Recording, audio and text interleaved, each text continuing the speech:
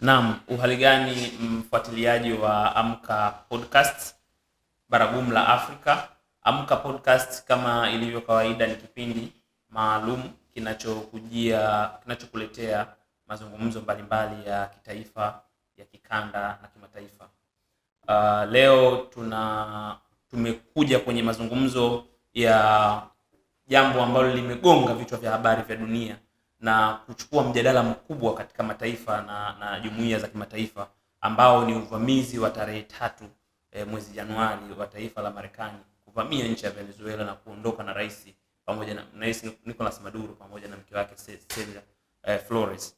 Sasa leo tutazungumza jambo hili kwa upana sana katika eneo la wigo wa kisheria, hasa sheria ya kimataifa, namna gani imefuatwa au kuvunjwa katika eneo hilo. Katika kipindi hiki utakuwa nami ambaye ni mchokozi wa kipindi hiki, ndugu yako Mshenga Juma, lakini vile vile nina mgeni katika kipindi hiki ambaye ni wakili msomi Jasper Kido. Naam, ndugu Kido, karibu. Nafikiri unaweza kujieleza zaidi, kujitambulisha zaidi ili watazamaji na wafuatiliaji wajue mtu ambaye atazungumza katika mahojiano haya ni mtu namna gani. Sawa. Shukrani sana kwa nafasi hii adhimu ya kuja kujumuika nanyi Amka Podcast. Hongereni kwa kazi nzuri mnayoifanya. Mimi kama ulivyonitambulisha naitwa Jasper Sabuni, ila pia jina maarufu zaidi ni Jasper Kido. Mimi kama ulivyoeleza ni wakili ambaye niko based hapa Dar es Salaam, Tanzania, mwenye ujuzi katika masuala ya mambo ya sheria za ndani ya nchi, mambo ya kikanda pamoja na kimataifa. Lakini nje na kofia ya uwakili pia nayo kofia ya masuala ya diplomasia, ambapo nimekuwa mhitimu miaka kadhaa nyuma kuhusiana na mambo ya management ya mahusiano ya kimataifa kupitia chuo cha hivi sasa cha Dr. Salim. Hapo awali kilikuwa naitwa chuo cha diplomasia. Kwa hiyo wigo wangu kidogo, taaluma yangu, background hiyo hapo inaweza ikatumika kuelezea hili swala. Asante. Nafikiri tutapata faida kubwa kwa sababu leo katika eneo hili hasa la diplomasia kuna uelewa ambao tunaweza kuupata kwa maana ya sheria, lakini vile vile na diplomasia, kwa sababu ni mambo ambayo yanaweza kutazamwa pamoja kwenye jambo hili. Haiwezi kutazamwa pweke kwamba kwa mfano tunavyozungumza uvamizi huu, nchi mbalimbali duniani zimelaani kitendo cha uvamizi wa nchi ya Marekani kwa Venezuela, lakini kikitaja kwamba sheria ya kimataifa haijafuatwa au imevunjwa sheria ya kimataifa. Lakini watu wanaangalia sasa kama mataifa, sheria ya kimataifa inaongozwa au kusimamiwa na nani? Maana inasimamiwa na taasisi za kimataifa ambazo zinatengeneza hiyo wigo wa kidiplomasia. Kwa nafikiri mjadala wetu wa leo utakuwa umepata mtu sahihi wa kujadili na kuzungumza kwenye eneo hilo. Sasa ndugu Kido, kwa kuanza, tumeona mataifa mbalimbali, taasisi mbalimbali, jumuiya ya kimataifa, jumuiya za kikanda zimejitokeza na kulaani kitendo cha uvamizi wa Marekani katika nchi ya Venezuela asubuhi ya tarehe 3, na kama nilivyosema wamekuwa wakitaja zaidi kwamba kilichofanyika ni kuvunja sheria ya kimataifa. Sasa kwa kuanza, nafikiri utupe uelewa tunapozungumza sheria ya kimataifa tunamaanisha nini? Sawa.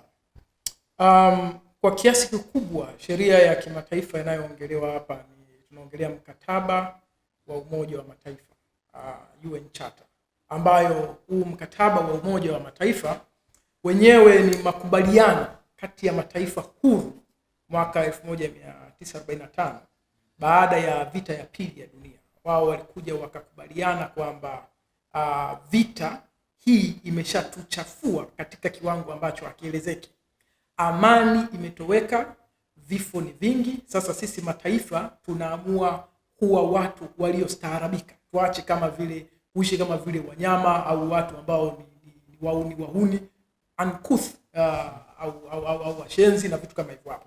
Kwa hiyo ikaundwa hicho Umoja wa Mataifa, lakini pia ikaundwa na huo mkataba ambayo ni sheria ya kimataifa kuziongoza hizi nchi mbalimbali ulimwenguni zilizokuwa ni mataifa yanayotambulika wakati huo mwaka 1945 na nyingine zote zilizokuja kupata uhuru, ukombozi na kutambulika kama mataifa baadaye. Na hata ukienda ukaangalia sheria yenyewe hiyo ya kimataifa, hiyo mkataba wa kimataifa inaeleza hii itatumika kwa yale mataifa ambayo yamesaini mkataba huu pamoja na mataifa mengine ambayo yako nje ya huu mkataba au yatakayokuja kutambulika baadaye. Kwa hiyo kimsingi hiyo hapo ndio sheria kuu ambayo inaangaliwa. Lakini pia zipo sheria za kikanda ambazo zinaongelewa, sheria za, kwa sababu kwa mfano sisi kwetu hapa Afrika Mashariki kuna kanda hiyo ya Afrika Mashariki, magharibi, Afrika Magharibi wana kanda yao magharibi, lakini pia kanda hiyo ya Marekani na yenyewe pia sheria zao na zenyewe pia zinawaongoza, na misingi ya hizi sheria inafanana. Na labda tu msingi mkubwa kati ya yote ni kutambua uhuru na mamlaka ya mataifa ambayo labda hiyo naweza nikaita kwa Kiswahili chake, lakini kwa Kiingereza chake fasaha kabisa ni sovereignty. Hiyo hapo ndo msingi mkuu wa kwanza ambao unatambuliwa na huo mkataba wa kimataifa ambao hapo unazungumzia mkataba wa Umoja wa Mataifa. Ndio, yani mkataba.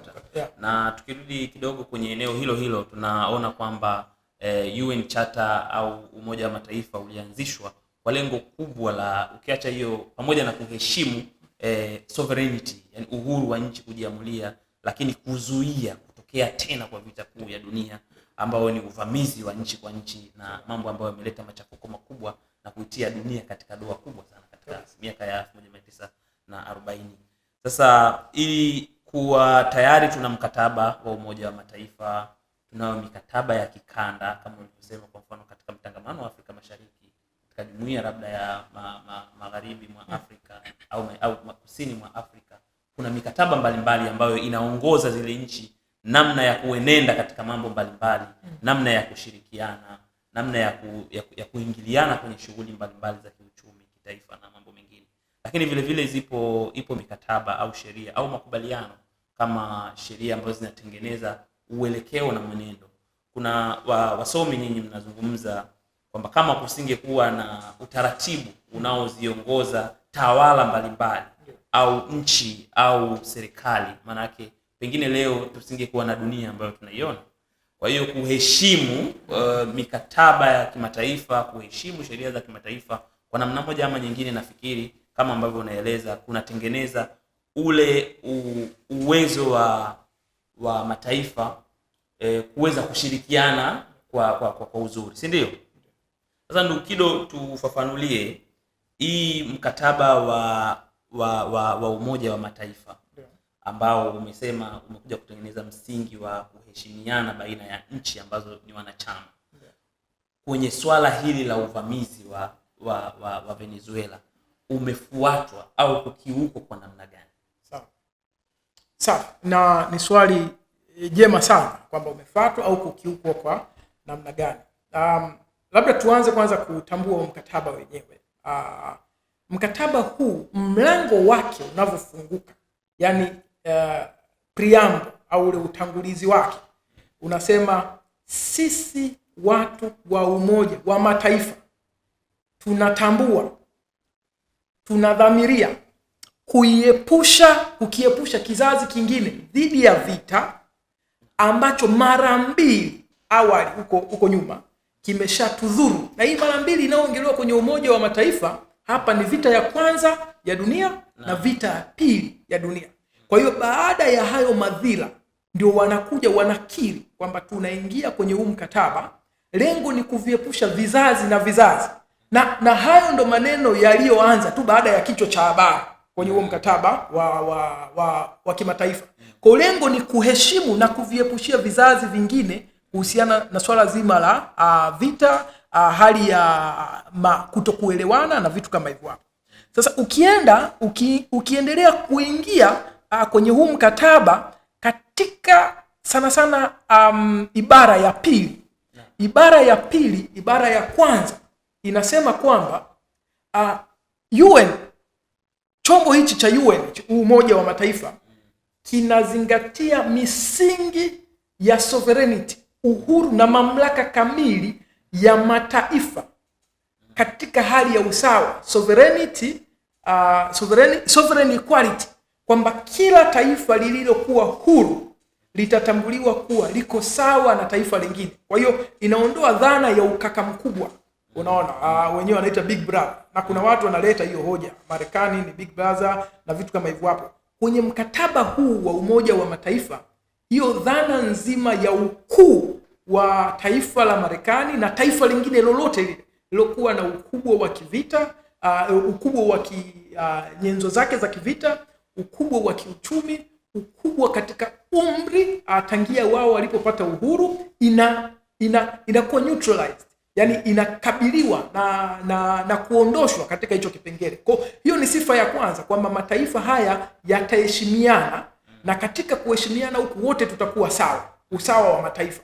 Sasa katika kuzingatia msingi huo wa ukuu wa mataifa, ibara ya pili, ibara ndogo ya 4 inasema kwamba mataifa yote yatarefrain, yani yatajiepusha kuingilia katika mahusiano ya mataifa kwa kutumia njia za nguvu dhidi ya masuala yanayohusiana na uhuru wa kisiasa na uhuru katika himaya ya taifa. Kwa hiyo hii ibara ya pili, ibara ndogo ya 4 ndio ya kwanza kabisa kushughulikiwa na Wamarekani, kwamba nyinyi tumeingia huu mkataba, na ni mkataba ambao Marekani mwaka 1945 ni miongoni mwa signatories, yani ni miongoni mwa mataifa ya mwanzo kabisa walioshiriki katika kuutengeneza, wamesaini. Umeona, Venezuela na wenyewe sio kwamba walikuja kuwa taifa la baadaye, na wenyewe wamesaini, walikuwepo mwaka 1945. Kwa haya ni mataifa mawili, yote mawili yakaridhia kwamba sisi wawili na mataifa mengine tutaheshimiana na hatutaingiliana kwenye masuala ya uhuru wa kisiasa na uhuru wa kijiografia na kimamlaka, territorial integrity pamoja na political independence. Kwa kitendo cha Marekani kwenda kurusha makombora yake kuathiri vyanzo vya kijamii, vya kiuchumi, vya kijeshi vya nchi ya Venezuela, wameenda kuathiri, kudhuru, kuingilia uhuru wa kisiasa wa hili taifa la Venezuela, na mbaya zaidi ni kwa kumchukua rais wake na kwa kumteka rais wake, hiyo pamoja na mke wake, unaona, au mtu mwingine yoyote, by the way, yani ukiachana na fact ya rais. Umeibua masuala mawili hapa ambayo naweza kukuuliza. La kwanza, umesema kwamba hakuna kaka mkubwa ambao kama ulivyoitaja, lakini tumeona wataka kuniambia kwamba taifa la Marekani ambao ni muunganiko wa mataifa zaidi ya 50 inaweza kuwa sawa na taifa la kama Jamhuri ya Muungano wa Tanzania au Jamhuri ya Afrika ya Kati au Jamhuri ya Burundi. Swadakta kabisa, ni sawa sawa, ni sawa sawa kabisa. Sasa hiyo ni kwa mujibu wa sheria ambayo hamna mtu ameshurutishwa kuingia, sheria ambayo wenyewe wameisaini. Na sheria hiyo, yani Jamhuri ya Muungano wa Tanzania kwanza ni bunge moja la dude. Yani hii Tanzania ukiangalia kijiografia inaingiza nchi kadhaa. Kwa hiyo unaweza kaachana na wao wote. Chukua hata nchi kwa mfano kama vile kijiografia na kiukubwa, hata Burundi, hata Rwanda. Na ukitaka kuangalia msingi wa haya masuala, unaweza ukaenda ukaangalia hata katika utaratibu wa upigaji kura au utaratibu wa uwasilishaji wa masuala katika sio kwa sababu nyinyi ni muunganiko wa mataifa wa majimbo au states zile 50 na kadhaa, na nyinyi ni wakubwa sana, basi tuwape nafasi ya kuzungumza mara mbili. Uchina una watu bilioni ngapi sijui, lakini kama mataifa yote yanapewa kura moja na China itapiga kura moja. Kwa hiyo huu ni msingi, hii ni principle, msingi ambayo wamejiwekea wao, kwamba tunatambua sovereign equality of state, sio kwa kulinganisha nyinyi ni watu wangapi na vitu kama hivyo hapo. Ndio. Kwa maana hiyo kama ambavyo umeeleza kwamba sasa nchi yoyote inakuwa na hadhi sawa mbele ya sheria ya kimataifa kabisa, na hakuna mkubwa katika nchi hizo katika masuala mbalimbali. Lakini sasa kama umeeleza hicho kifungu cha pili ibara ndogo ya 4 ya mkataba wa Umoja wa Mataifa ambao unakataza nchi moja kuivamia nchi nyingine kwa nguvu katika masuala mbalimbali. Tumeona Marekani si mara ya kwanza wamekuwa wakivamia nchi mbalimbali za ulimwengu.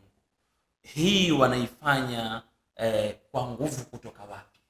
Sababu kama unavyosema, kama inakatazwa, lakini si leo, si mwaka huu, wana zaidi ya miaka 40-50 sasa wamekuwa wakivamia mataifa mbalimbali.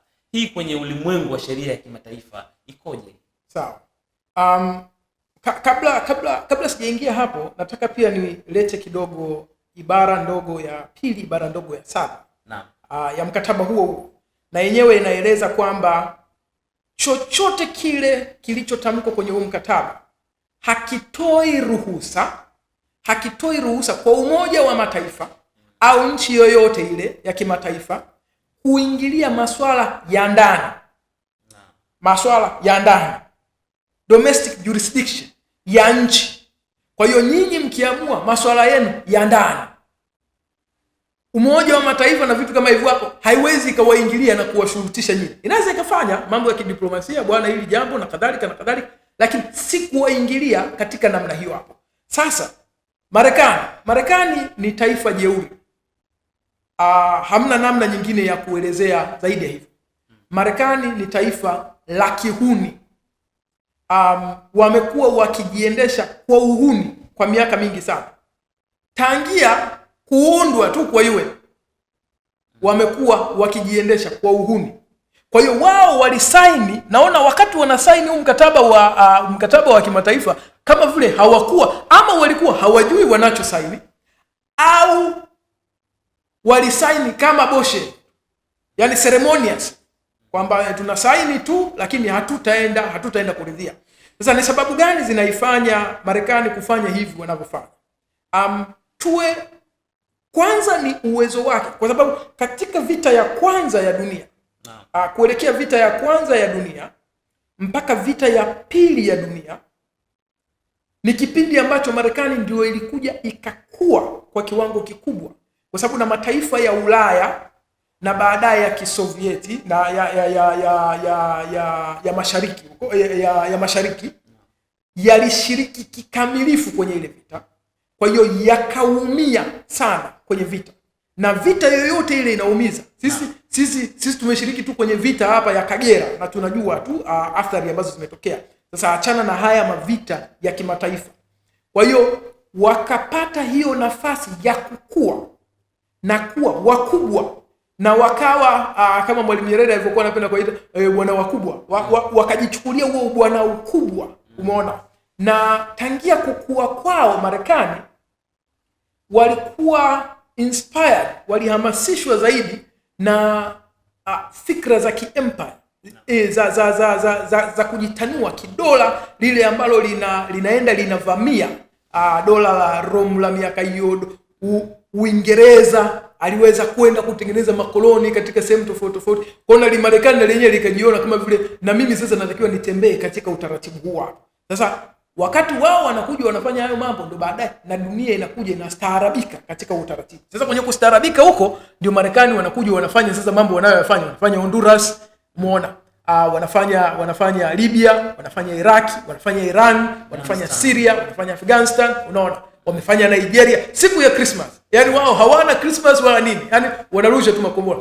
Tarehe 3 wanafanya Venezuela hiyo ni zaidi ya mara 50 wanafanya vitu kama hivyo hapo. Ila na sasa hivi kidogo linastaajabisha kuliko maelezo. Na kwa hiyo sasa kutokana na ukuu huu wa Marekani na kutokana na uwezo wake wa kijeshi na uwezo wake wa kifedha, mataifa haya mengine yanachelea kuweza kuchukua hatua. Badala yake sasa vihoja ambavyo vipo ni kwamba Marekani ndio anachukua hatua dhidi ya mataifa yale yanayowakandamiza. Yaani kwa mfano sasa hivi Venezuela, rais wao ametekwa, amechukuliwa, kasafirishwa. Nchi iko katika hali ya kupigwa na kupumbazwa, yani ipo kwenye ile hali ya kubumbaa. Alafu bado Marekani ndio anaeleza, msipotii na kunipa kiwango fulani cha mafuta, mimi nitawachukulia hatua zaidi.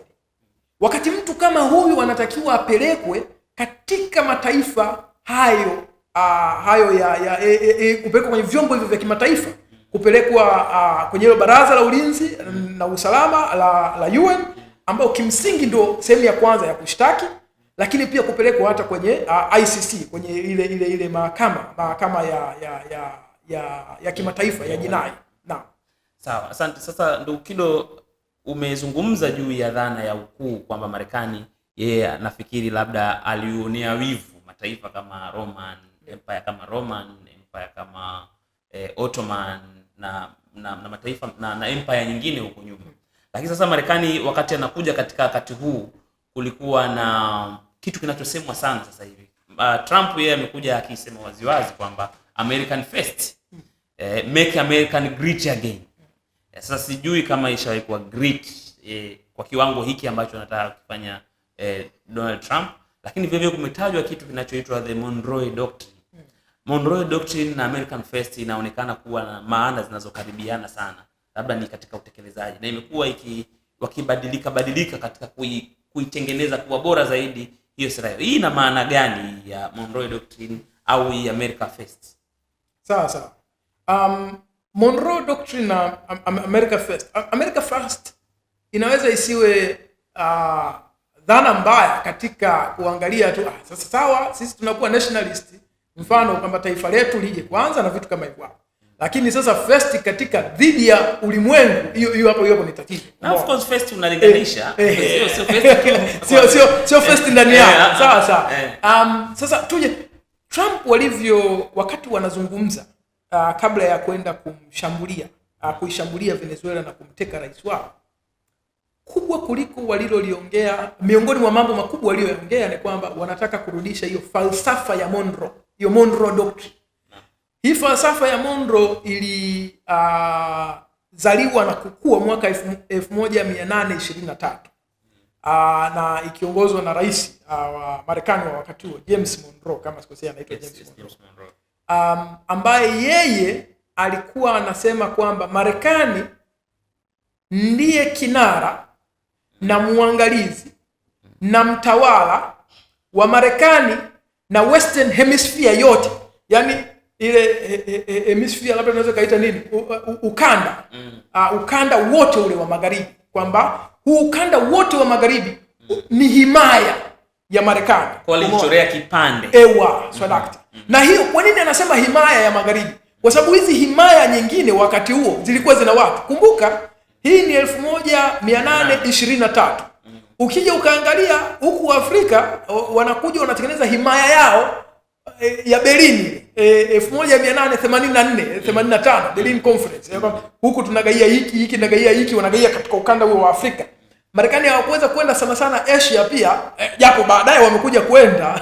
Marekani ni watu waliochanganyikiwa, lakini baadaye wamekuja kwenda katika hayo maeneo mengine ya Asia na nini. Lakini kipindi hicho waliona kabisa kwamba kwa kuwa haya mataifa mengine yanajichanua na yana hizo fikra za hilo dola lowezi, dola hilo la vamizi, empire. Kwa hiyo katika hiyo fikra ya kiempire, hiyo ya kuvamia wenyewe wakajitengea, wakajimegea kipande chao hicho cha magharibi. Sasa haishi hapo tu.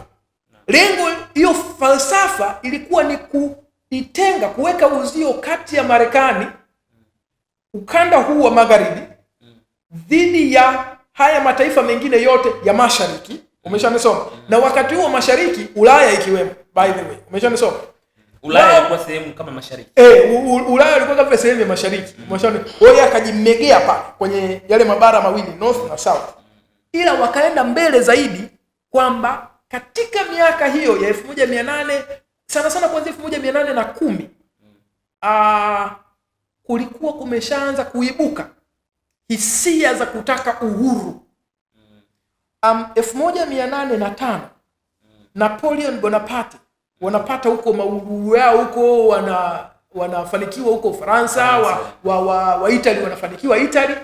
Siku ya inauguration ya kuapishwa kwa uongozi wa Kifaransa, uongozi huru wa Kifaransa, Simon Bolivar ambaye ndiye baba muasisi wa ukombozi wa mataifa ya Latin America, wa kusini mwa Amerika, alikuwepo kwenye kuapishwa kwa Napoleon Bonaparte.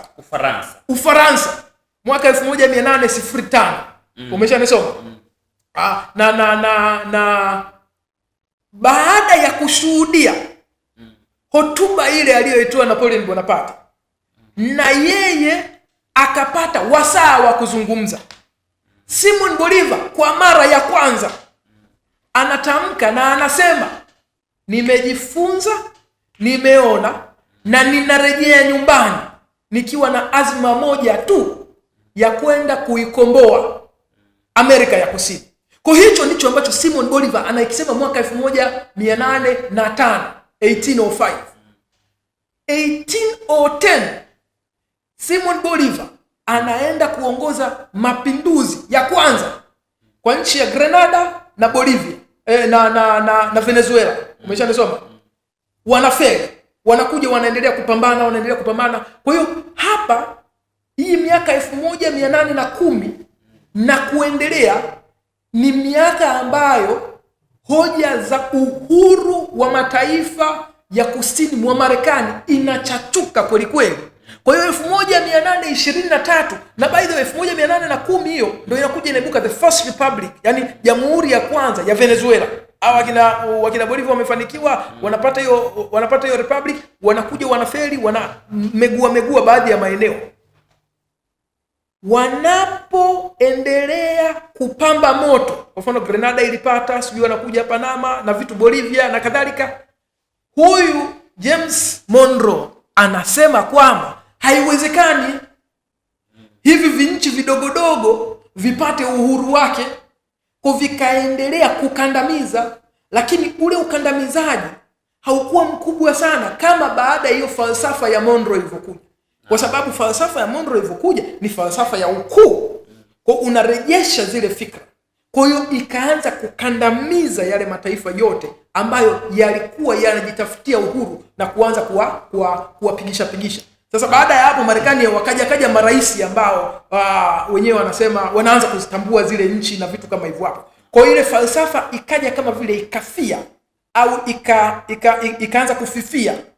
Sasa anachokisema Donald Trump sasa hivi ni kwamba anataka kurejesha ile falsafa ya kwamba hii magharibi yote, si tu mataifa ya mashariki yasije, lakini pia na nyinyi wenyewe. Sasa hivi ni muhimu sana kuelewa na labda tunimalizie hapa. Mataifa hususan ya mashariki sasa hivi ni nani? Ni Uchina na Urusi. Umeona? Siku mbili kabla ya Venezuela kuvamiwa walikuwa na makubaliano wao na Uchina. Venezuela hiyo inafanya biashara ya mafuta na Urusi na Uchina kutumia fedha za Kirusi na China, sio fedha za Kimarekani. Kwa sababu kumbuka hapo wakati huo tayari wana vikwazo. Kwa hiyo wanataka kuweka kinga hiyo, lakini pia sio kinga tu dhidi ya wao na hawa wa huko wa ndani. Sasa Simon Bolivar wa mwaka 1805 na 10 na 20 wa miaka hiyo wa sasa hivi ndio Hugo Chavez Comandante pamoja na Nicolas Maduro Moros. Asante ndugu wakili msomi Kido. Nafikiri umenieleza vizuri dhana hiyo ya Monroe na namna ilivyokuja kuzalisha dhana nyingine kama hiyo inayotajwa kama America First. Sasa umeitambulisha pia kwamba una utaalamu wa masuala ya kidiplomasia. Mwaka 1961 nafikiri mataifa yaliingia makubaliano mengine ambayo pale Vienna, ambayo inatambulika kama Vienna Convention of International Relations of Diplomatic Relations ya mwaka 61, ambapo yanatoa privilege and immunity, yanatoa kama kinga kwa wanadiplomasia mbalimbali. Na kama tunavyofahamu kwenye ulimwengu wa diplomasia, rais wa nchi ni mwanadiplomasia namba moja katika nchi husika, lakini vile vile na diplomatic wengine kama vile mabalozi na watu wengine. Ni kwa namna gani inawezekanaje kwamba hiyo Vienna Convention on Diplomatic Relations inazuia hata balozi kukamatwa kwenye nchi receiving state, kwenye nchi ambayo anakwenda kuiwakilisha, hata kukamatwa kwenye nchi ile bila kufuata taratibu za msingi kabisa ambazo zimeelezwa kwenye mkataba huo, lakini anaenda kukamatwa rais kabisa ambaye ni mwanadiplomasia namba moja kwenye nchi yake na kupelekwa kwenye nchi nyingine. Hii kwenye namna hii kidiplomasia na kisheria, mkataba huu ambao unaweka kinga kwa wanadiplomasia, lakini unaweza kuvunjwa namna hii nayo ikoje? Sawa, kama nilivyoeleza mwanzo pale, Yaani majibu yangu nahisi nitakuwa nacheza humo. Nitaita maji na maji mba. Yaani ni taifa jeuri lenye kiburi ambacho hakielezeki, lakini pia ni wahuni. Ni uhuni uliofanyika na unaofanywa. Marekani, Vienna Convention, hii mkataba wa Umoja wa Mataifa ambao nimetaja hapa, US Secretary of State juzi akiongea na CNN, ilikuwa tarehe 6 ile, sijui tarehe ile siku ile tarehe 4 kama sio tarehe 3 baada ya ule uvamizi uliofanyika, anaojiwa kwa sababu Marekani walitoa kauli ya kwamba sasa hivi tutaiongoza Venezuela. Umeona?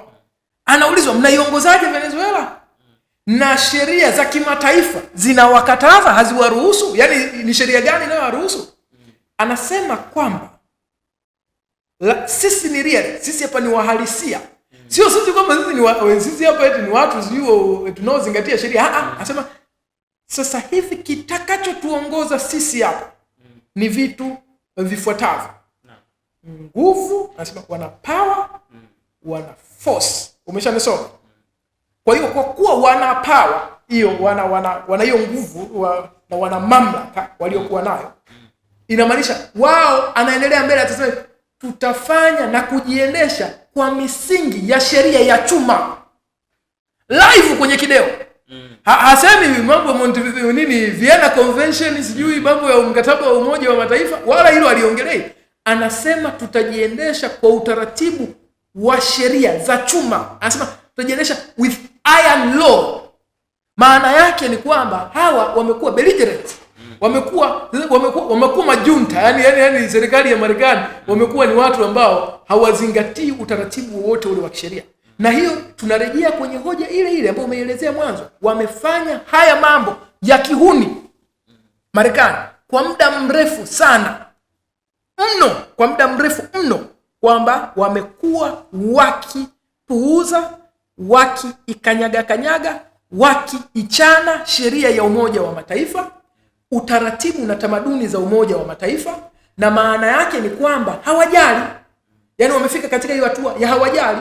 Sasa njia pekee ya kuweza kuwadhibiti hao wa Marekani katika namna hii hapa ni labda taifa moja likaamua kuchukua hatua madhubuti.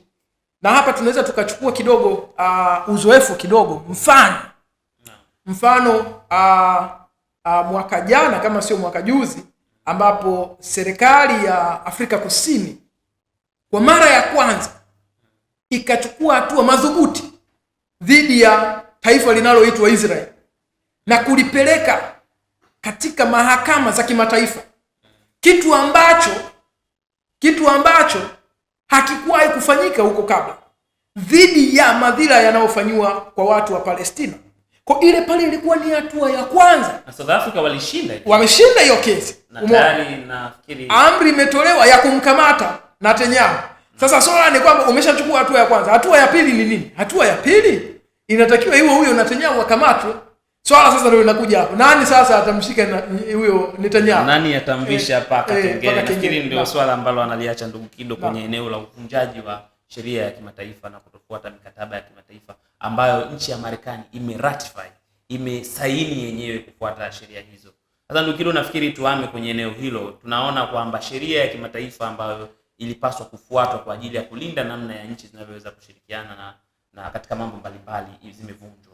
Lakini unaona na wanamchukua rais wa Venezuela aliyechaguliwa kikatiba na wananchi, wanamsafirisha kwenda kwenye nchi yao.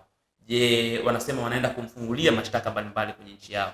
Ndugu Kido, nafikiri utueleze hapa mpaka sasa tangu wakati huu alipofikishwa amepelekwa kwa mashitaka gani, na hayo mashitaka yana base gani ya kisheria ndani ya Marekani? Sawa. Sasa ni mambo ya kustaajabisha kidogo. Rais wa Venezuela, raia wa Venezuela kafunguliwa mashtaka kwenye mahakama ya Marekani kwa sheria za Marekani. Hapo labda ndio uwe msingi wa kwanza kabisa hapa. Hoja zilizofunguliwa ni hoja kuu 4, lakini particularly 3. Ya kwanza ni ugaidi wa madawa, narcoterrorism. Ya pili ni usafirishaji haramu wa madawa na drug trafficking. Ya tatu ni usambazaji wa silaha, umiliki na usambazaji wa silaha. Labda tuanze na ya tatu, maana ya tatu kidogo inajibika haraka. Kwamba wanasema kwamba rais wa Venezuela anamiliki silaha na anazigawa kwa watu wake na kuchochea vurugu na vitu kama hivyo hapo. Lakini hizi silaha anazigawa Venezuela, baadaye sijui zinapita zinafanikiwa kufika Marekani. Lakini kubwa kuliko ni kwamba wao ni kosa kwa rais wa Venezuela kumiliki silaha na kuzigawa. Sasa tuje nini maana ya rais? Sababu rais huyu si rais ceremonious. Huyu ni rais ambaye ni amri jeshi mkuu. Umeona?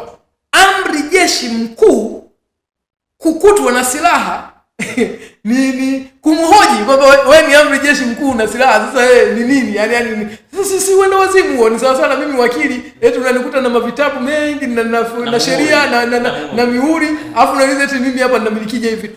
Yani ni wenda wazimu, yani ni vitu ambavyo havielezeki. Kwa hiyo manake wamemfungulia tu kukutwa na silaha, sio kama walivyotengeneza kwa Saddam Hussein kwamba ana silaha za maangamizi. Sio silaha za maangamizi, hizi ni silaha. Ni silaha, yani wewe eti kuwa na silaha na kuzigawa. Umeona? Sasa hiyo sheria mimi hicho hapo ni kihoja cha kwanza ambacho kwa kiasi kikubwa hakiongelewi, kwa sababu wanajua hivyo hapo ni vichekesho. Vipengele hivi viwili, mashtaka ya pili ya narcoterrorism, ugaidi wa madawa pamoja na usafirishaji wa madawa.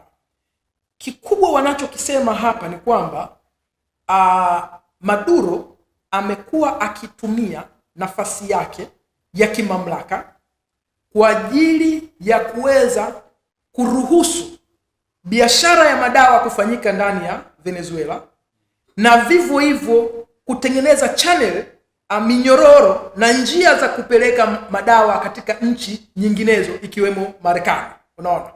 Nisingependa tuingie kwenye hicho kipengele sana kwa sababu kipindi chenu kilichopita mlikiongelea vizuri, mlikijadili vizuri sana kwamba taarifa yenyewe ya Marekani inayoongelea na swala la madawa, taarifa ya chombo cha udhibiti wa madawa ya Marekani yenyewe haimtaji Venezuela. Sasa hizi hoja zinazohusiana na madawa hazifui dafu. Lakini mimi nataka tuongelee katika muktadha wa kisheria hapa vitu ambavyo sana vya muhimu sana kuviibua. Moja, sheria iliyotumika kuleta hizi hoja mbili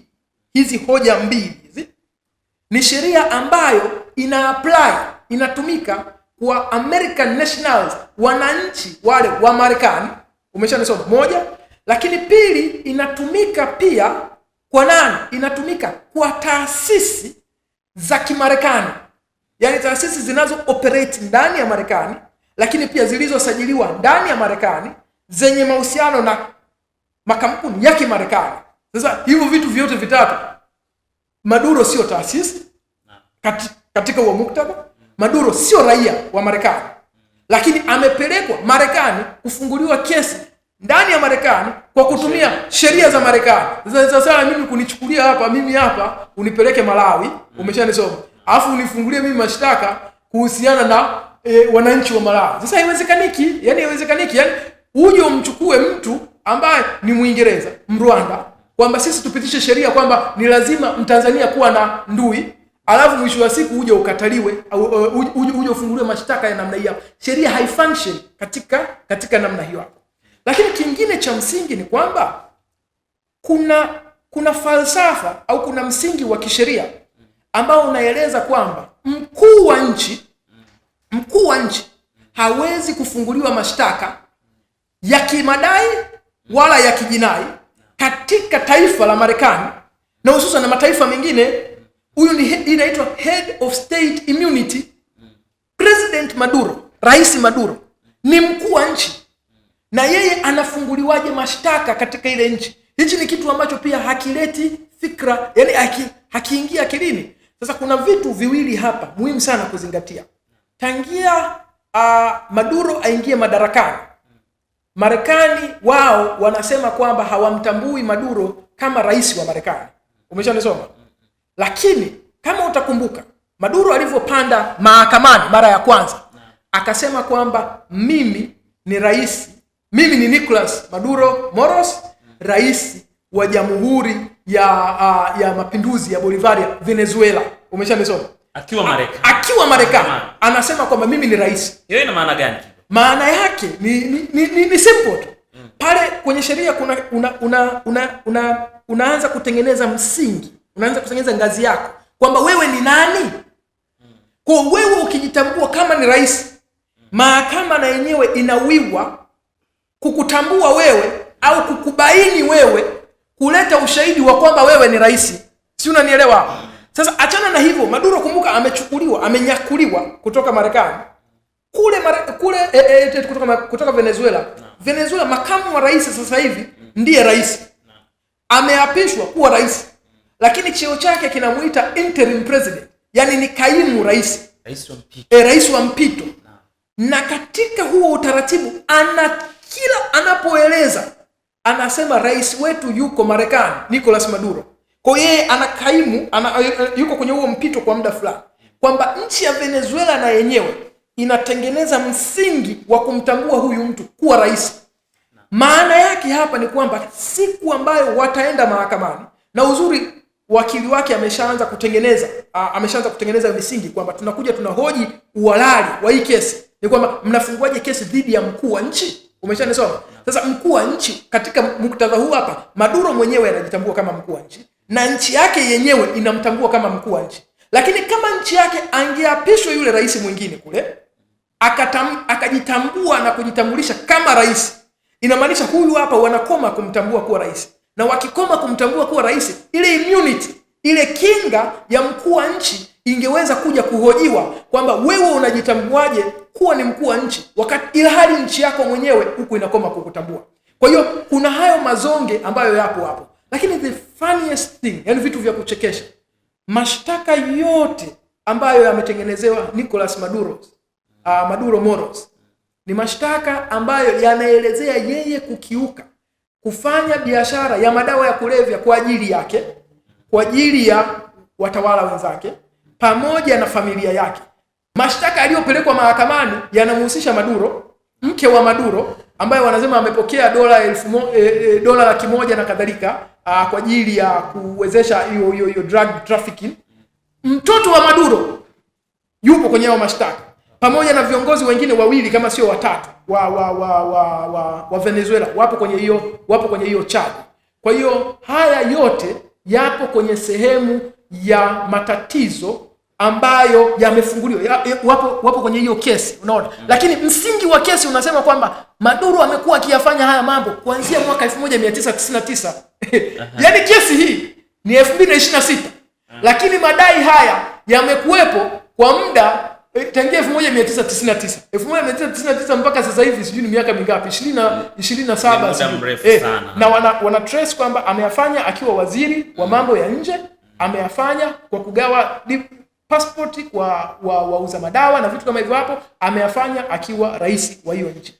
Ndugu Kido, nafikiri umetoa ufafanuzi mzuri sana wa kisheria kwenye maeneo hayo na namna misingi ya kidiplomasia ambavyo imevunjwa. Umezungumza kuhusu kukiukwa kwa presidential immunity ambayo imetamkwa na mikataba ya kimataifa na diplomasia.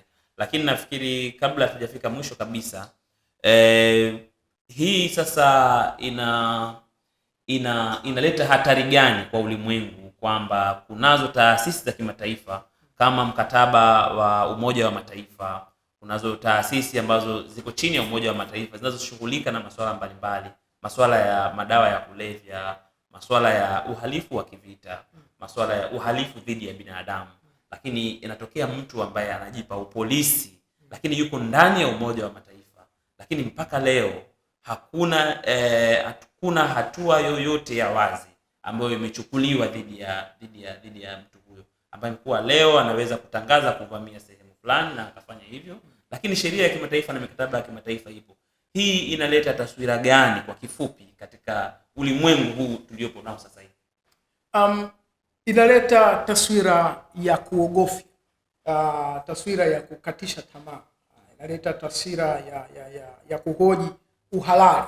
Wapo baadhi ya watu ambao wanasema kama Marekani amefanya hili jambo, hamna tena sababu yoyote ile ya kumuongelea Ukraine na Urusi, unaona.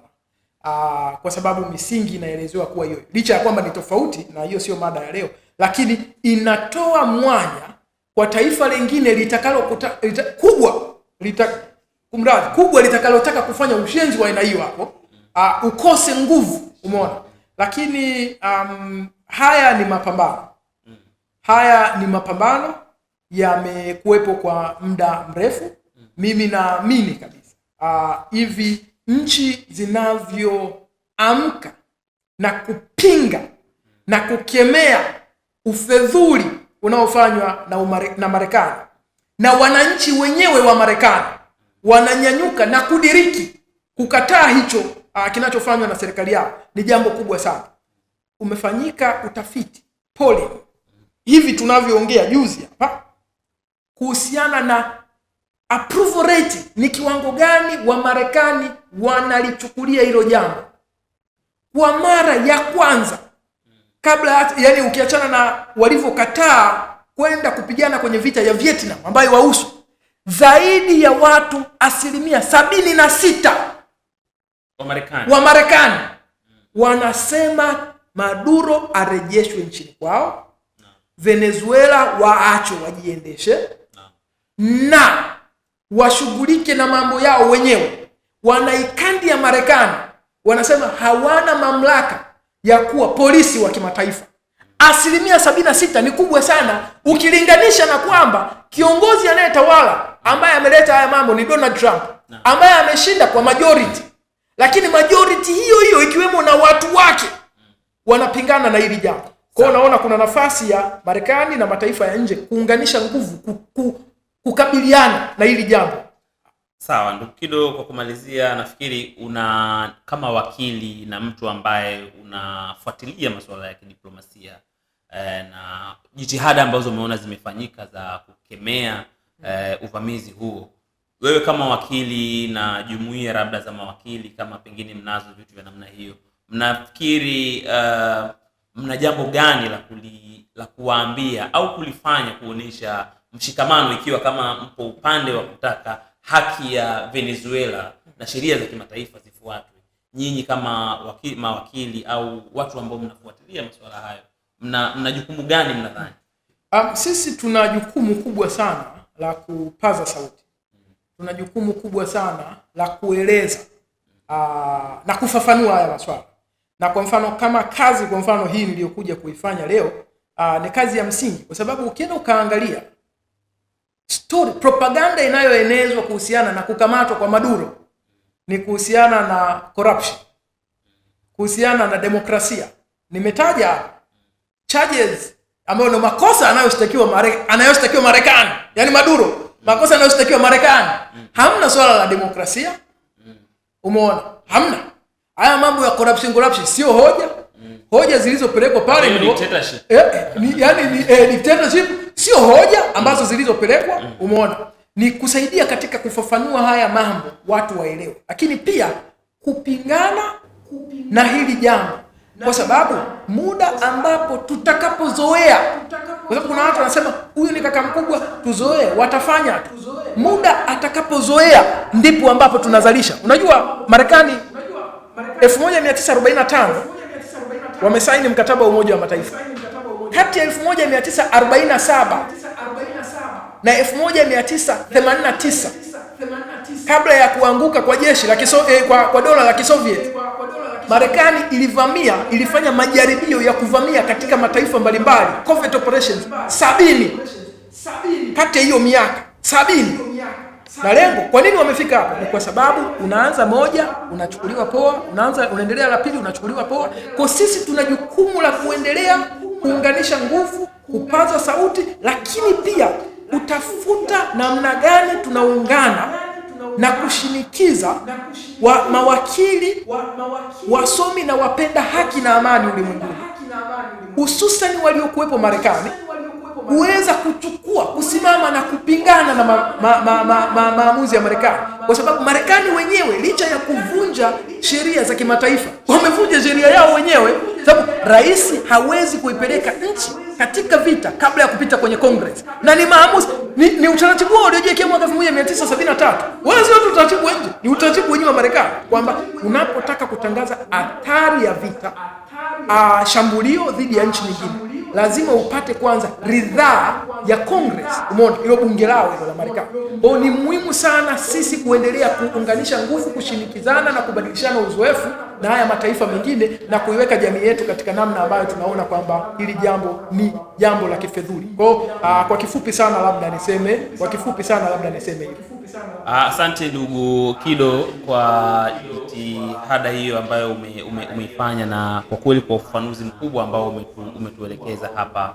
Mimi katika kuhitimisha kipindi chetu cha Amka Podcast, tumeendelea kukuletea mwendelezo wa uchambuzi na mazungumzo yanayohusu uvamizi wa Marekani katika nchi ya Venezuela. Hata hivyo, katika siasa ya dunia leo kuna mfuano mkubwa wa nchi mbalimbali ambazo zimekuwa ukiangalia upande wa mashariki, nchi ya Urusi ipo katika mapigano na nchi ya Ukraine, lakini kuna vuguvugu ambalo linaendeshwa kati ya China na Taiwan na maeneo mengine. Hata huko barani Afrika kumekuwa na matishio mbalimbali, kumekuwa na nchi nyingine kutaka kujitenga na nchi zao na mambo mbalimbali. Kwa hiyo katika hali ya namna hii kunahitaji utulivu wa watu kujifunza mambo kwa ukweli wake unaotakiwa kujifunzwa, lakini kuelewa mambo katika upana wake.